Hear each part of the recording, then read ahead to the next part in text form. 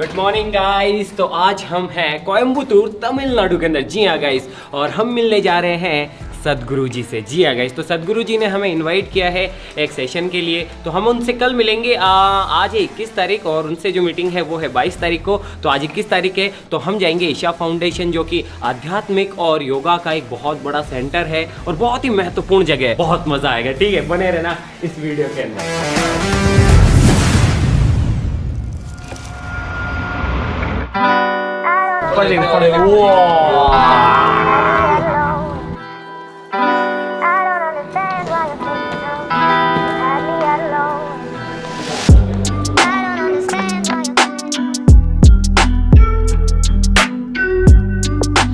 Guys ये तमिलनाडु है, यहाँ पे हिंदी नहीं चलती है, यहाँ पे तमिल चलती है। बहुत कम लोगों को यहाँ पे हिंदी आती है। सर आपको आता है? हाँ आता है।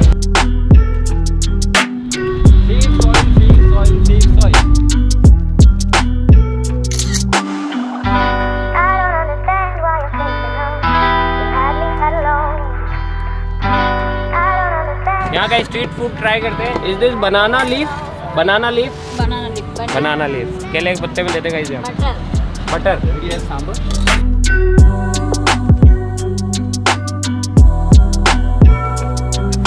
तो गाइस अभी हम जा रहे हैं सीधा ही आश्रम की तरफ। चाय वाय हमने पी ली है। ये मैंने गेट खोल दिया है और ये मैं बैठ गया हूँ। वो गज्जू भी बैठ गया है। वीरेंद्र मेरे से कैमरा छीनने की कोशिश कर रहा है लेकिन मैं उसे नहीं दे रहा हूँ। ये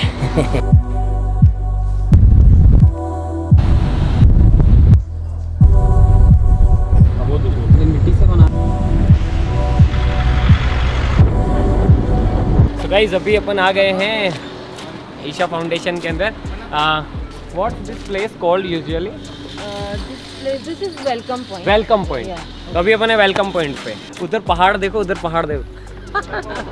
पहाड़ देखो। इससे आगे पूरा जंगल ही जंगल है और इससे आगे का जो जंगल है उसके अंदर केरल और तमिलनाडु और इनके सारों का मतलब एक बड़ा सा फॉरेस्ट है, बहुत बड़ा, इतना बड़ा वाला।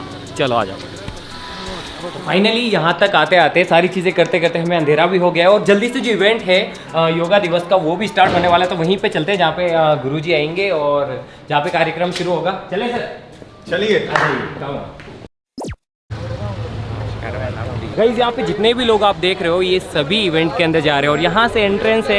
यहाँ पे बहुत ही ब्यूटीफुल तरीके से सेव सॉइल लिखा हुआ है और ये गेट देखो कितना ज़्यादा खूबसूरत है और कितना ज़्यादा स्पिरिचुअल है। गाइस अभी हम पहुँच गए हैं आदि योगा के स्टैचू के पास में। वो देखो बहुत ही ज़्यादा विशाल और आध्यात्म का प्रतीक। सामने से आपको दिखाएंगे कि सामने से जो व्यू है वो कितना खूबसूरत आता है। आदि योगी आजी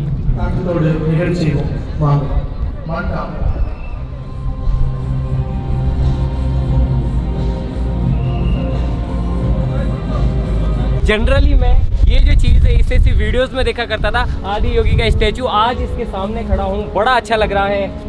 नमस्कारम। नमस्कारम आपको भी। वाह यार मैं धन्य हो गए, रियली बता रहा हूँ यार, एक अलग ही एहसास आ रहा है यहाँ पे। आज गाइस यहाँ पे एक और चीज़ मिल गई है हमें एंटर करने के लिए। एक पास, दूसरा पास। अभी चलते हैं अंदर। यहाँ पे गुड मॉर्निंग, गुड नाइट ये सब नहीं चलता। यहाँ पे बस एक ही चीज़ चलती है, नमस्कारम। पूरे भारत में बस एक ही चीज़, नमस्कारम, नमस्ते, भारत की पहचान। உங்க ஆதரவு நல்லாசி என் கூட இருக்குமா?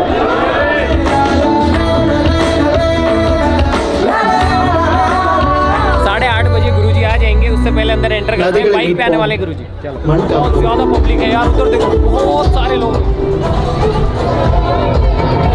पूरे 30,000 किलोमीटर की जर्नी कंप्लीट करने के बाद जो सेव सोइल का कैंपेन है उसे लेते हुए लगभग 100वें दिन यानी कि 100 दिन कंप्लीट हो चुके हैं। कई सारी कंट्रीज गुरुजी ने भ्रमण किए हैं, पूरे इंडिया का भ्रमण किया है। मोदी जी से मिले उसके बाद आने वाले फाइनली यहाँ से वो जो ट्रैवल है वो पूरा किया है बाइक पर। Incredible. This very body is soil. My body, your body, everybody is just soil body.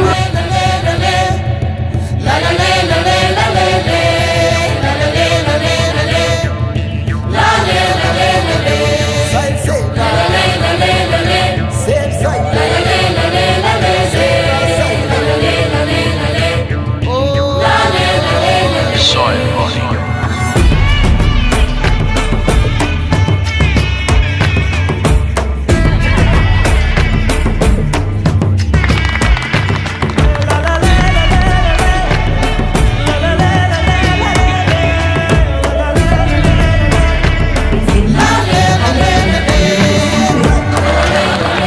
magic of soil is it turns death into life. उठो। ओ भैया उठ जाओ, आश्रम का टाइम है यार, कहाँ इतने लेट तक सो रहे हो? मॉर्निंग। अरे गाइस, रात को इवेंट काफ़ी देर तक चला, हमने पूरा देखा, बड़ा मज़ा है बहुत। तो थोड़ा टायर्ड भी हो गए थे पूरे दिन ट्रैवल करके, फिर रात तक तो मैं तो ऐसे ही सो गया आके जूते पहने। क्या टाइम हो गया? टाइम अब टाइम भी काफ़ी ज़्यादा हो गया। अब उठते हैं, रात को अंधेरा भी हो गया था तो मैं आपको पूरी जगह दिखा नहीं पाया। कोशिश करेंगे कि अभी दिखाएं, और गुरुजी से भी मिलना है तो लेट्स गेट रेडी यार।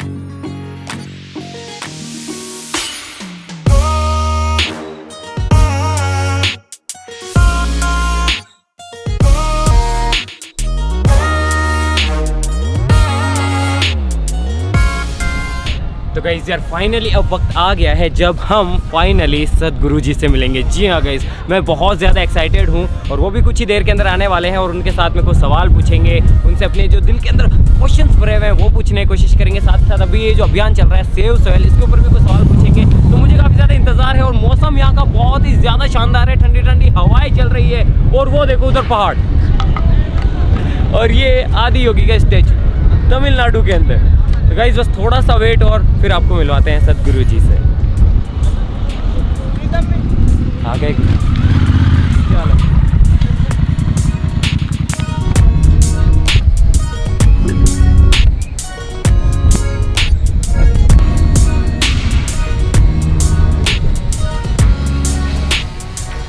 गुरुजी आपने 30,000 किलोमीटर बाइक पे ट्रैवल किया, इतनी हार्श कंडीशंस के अंदर, इतने ख़राब वेदर के अंदर, इतनी सारी कंट्रीज़ के अंदर। पहले तो मैं ये पूछना चाहूँगा, आप ठीक हैं?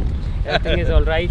कैसे हूँ मैं? नहीं, आप बहुत अच्छे, लेकिन फिर भी हमें दिल से मतलब बहुत ज़्यादा चिंता होती जब आप ट्रैवल कर रहे थे, और दिल से ऐसा लग रहा था कि कहीं कुछ हो ना जाए। और आप सिक्योरिटी भी साथ लेके नहीं घूमते, आप नॉर्मली जैसे नॉर्मल पीपल की तरह घूमते हैं, तो काफ़ी ज़्यादा डर लगता है हमें आपके लिए, क्योंकि शिव जी हमारे साथ है ना। सिक्योरिटी क्या है, वही सिक्योरिटी है हमारा। बिल्कुल सर। और सदगुरु जी एक चीज़, उसके ऊपर क्या सिक्योरिटी होना है। सही बात है, सही बात है, सही बात है।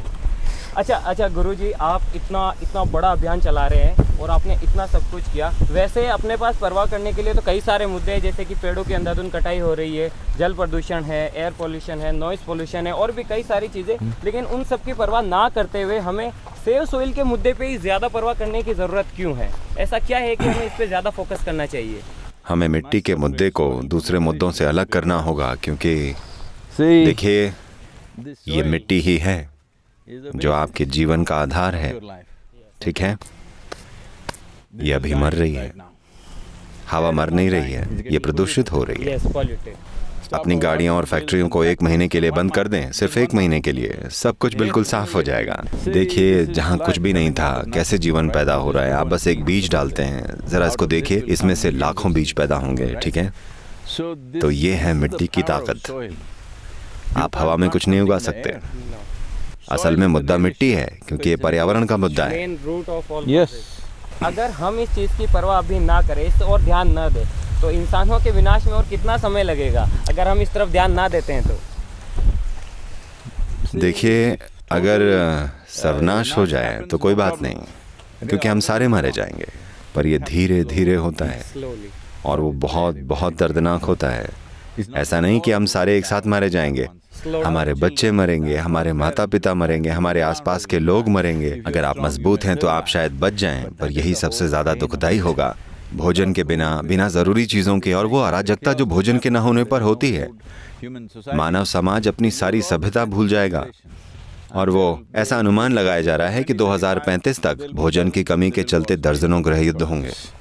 और मेन कॉज उसका सोइल होगा, फूड। यस जी हाँ, मिट्टी। क्या सेव सोइल का ये जो सब्जेक्ट है, ये इशू स्कूलों में भी पढ़ाया जाना शुरू करना चाहिए, ताकि आने वाली जो जनरेशन है उनको भी इस बारे में? अब तो 3-4 स्टेट्स में हमको रिक्वेस्ट आ गया है वो चाहते हैं कि हम मिट्टी के बारे में स्कूलों के लिए पाठ्यक्रम तैयार करें।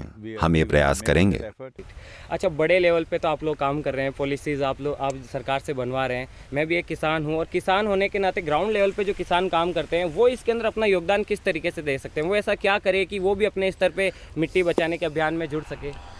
ये तो आप मेज़ को क्या कहते हैं? मेज, वो मुझे पता है भाई। आप हिंदी में क्या कहते हैं? मक्का। मक्का है ना। ये भूमि है जो उसे उगा रही है, वो इसे इतना बड़ा बना देती है, 5 फुट का। आप केवल इसका 7-8 इंच खा लेते हैं, यस हाँ? यस। ज़्यादा से ज़्यादा 9 इंच आप खा लेते हैं, पर बाकी का मिट्टी में वापस जाना चाहिए, है कि नहीं? अगर वो वापस मिट्टी में चला जाए तो कोई समस्या नहीं है। यही एकमात्र समस्या है कि हम मिट्टी से जैविक या ऑर्गेनिक सामग्री निकाल रहे हैं और उसे वापस नहीं डाल रहे हैं। मैं आपसे ज़रूर पूछना चाहूँगा, हमारी जो ऑडियंस है, जो सब्सक्राइबर्स हैं, जिन्हें मैं टाइटेनियम आर्मी बोलता हूँ, तो उनकी तरफ से एक सवाल था कि उन्होंने कहा कि जब भी आप जाएं तो ये सवाल ज़रूर पूछिएगा। तो उनका पूछना ये है कि क्या भूत होते हैं, और अगर होते हैं तो क्या वो आपको नुकसान पहुँचाते हैं? भूत, पंचभूत, गोश्त, ये गोश्त। भूत? देखिए, आप एक शरीर वाले भूत हैं। आप तो शरीर है, गोश्त है ना आप।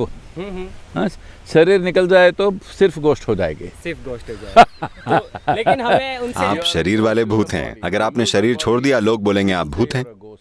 देखिए, अभी आपके पास जब शरीर है, आपको सब पसंद करते हैं। जैसे ही आपने शरीर खोया, लोग आपसे डरते हैं। इसकी कोई जरूरत नहीं है। तो क्या हो गया? आप शरीर वाले भूत हैं। कुछ बिना शरीर वाले भूत भी होते हैं। सुन लिया गाइस आपने। अब मुझसे मत पूछना, गुरुजी ने ही बता दिया है जो भी बातें थी। गोश्त सब में होता है। सभी भूत है, बॉडी के साथ है तो नहीं है, बॉडी निकलते ही सब भूत बन जाते हैं। सभी लोग आपको भगवान बुलाते हैं, एक गॉड की तरह देखते हैं। मैं आपसे पर्सनली पूछना चाहूंगा कि क्या आप सच में भगवान हैं? मुझे बताइए, भगवान क्या है?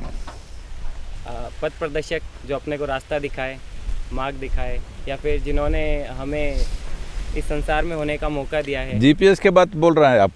नहीं रास्ता दिखाएं। नहीं, जीपीएस डेफिनेटली नॉट। गूगल, जो हमें आज तक सिखाया गया है, जो बताते हैं, जो हमारे बुजुर्ग हैं, पेरेंट्स हैं, वो हमें जहाँ तक बताते आए हैं, जो भी उनके हिसाब से जो गॉड है, उनके हिसाब से जो मान्यताएं हैं, जो देवी देवताएं हैं, मैं आपके शब्दों में जानना चाहता हूँ। देखिए, इस देश में हमने सिर्फ तभी इंसानों को भगवान माना जब वो इंसान होने की सीमाओं से ऊपर उठ गए। आप जितने भी लोगों की पूजा करते हैं, चाहे वो आदियोगी शिव हों या राम हों या कृष्ण हों, वो सभी लोग इसी जमीन पर चलते थे। वो स्वर्ग से नहीं आए थे। वो अपनी माँ की कोख से ही जन्मे थे और इस धरती पर चले थे। वो उन सभी परिस्थितियों से गुजरे जिनसे आप और मैं गुजरते हैं, पर वो उन चीज़ों से ऊपर रहे।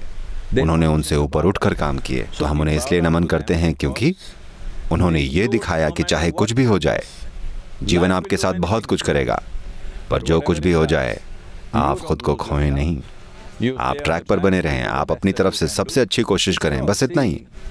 देखिए, राम का जीवन, मुझे पता है लोगों को ये पसंद नहीं आएगा, पर उनका जीवन आपदाओं का एक सिलसिला है। उन्होंने अपना राज्य खो दिया, अपनी पत्नी खो दी, भयानक चीजें हुई। उन्होंने अपने बच्चों को खो दिया, अपने ही बच्चों के साथ युद्ध लड़ा, बहुत बुरी चीजें हुई। ये सारी भयानक चीजें होने के बावजूद उन्होंने अपना संतुलन नहीं खोया। वो वही करते रहे जो सही था, वो वही करते थे जो सही होता था। तो आज आप उन्हें पुरुषोत्तम कहते हैं। पुरुषोत्तम राम। यानी क्या पुरुषोत्तम यानी कि पुरुषों में वो उत्तम हैं, वो सर्वश्रेष्ठ हैं। तो यही वो चीज़ है जिसे हमने नमन किया, ये आज़ादी। क्योंकि संस्कृति में हमारे लिए जो एकमात्र महत्वपूर्ण मूल्य है वो है मुक्ति। मुक्ति यानी मोक्ष या स्वतंत्रता। किस बात से आज़ादी? हमारी मजबूरियों से आज़ादी, हमारी प्रॉब्लम से आज़ादी। जिंदगी चाहे आपके साथ जो कुछ करे, आपको इतना जागरूक होना चाहिए कि आप वो कर सकें जो ज़रूरी है, बजाय इसके कि आप उनके गुलाम बन जाएं, उस पर प्रतिक्रिया करते रहें, उन हालातों के गुलाम बन जाएं या लोगों के गुलाम बन जाएं। तो वो लोग जिसने भी ऐसा किया, हमने उन्हें भगवान की तरह माना। तो यहाँ तक कि आप जिन देवताओं की पूजा करते हैं, राम, कृष्ण, शिव, वो स्वर्ग से नहीं आए थे। वो इसी भूमि पर चले थे और उन्होंने अपने कर्म किए। वो भागे नहीं, वो स्वर्ग या कहीं और उड़ नहीं गए, ऐसा कुछ। वो यहीं रहे, उन्होंने लड़ाइयाँ लड़ी, उन्होंने राज्य चलाए, उन्होंने वो सब कुछ किया जो कोई इंसान उन परिस्थितियों में करता।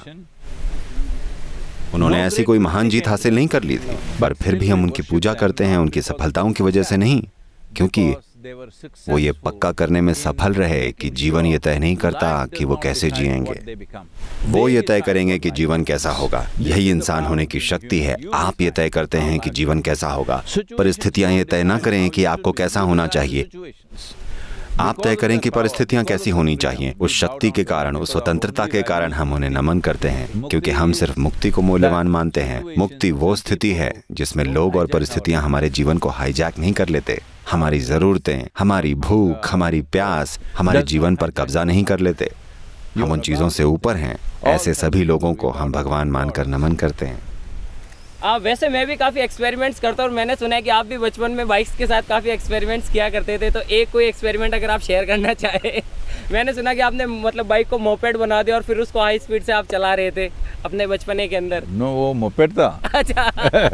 स्पीड, हम स्पीड को थोड़ा बढ़ा सकते हैं, पर वो ज़्यादा चलेगी नहीं। अगर हमने ज़्यादा ज़बरदस्ती की तो आखिर में टूट जाएगी। अच्छा, कभी आपका चालान कटा है सर? हाँ? किसी ने चालान काटा है कभी आपका गाड़ी चलाते वक्त? नहीं, मैं चालान कटने से पहले बहुत तेज होता था। Thank you so much Guruji. Thank you.